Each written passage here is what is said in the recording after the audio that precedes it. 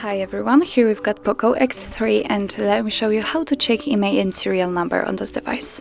So actually we've got two options to choose from. We can check it through the dialer or using the settings. So let me show you the first option.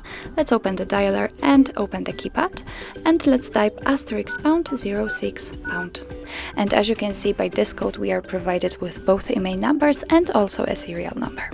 Let's click on OK and let me show you another option. It is using the settings. Here let's tap on About Phone. Let's scroll down and find all specs.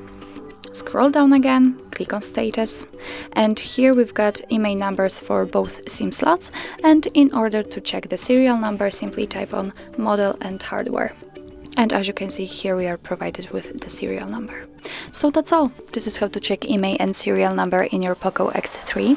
Thank you so much for watching. I hope that this video was helpful, and if it was, please hit the subscribe button and leave the thumbs up.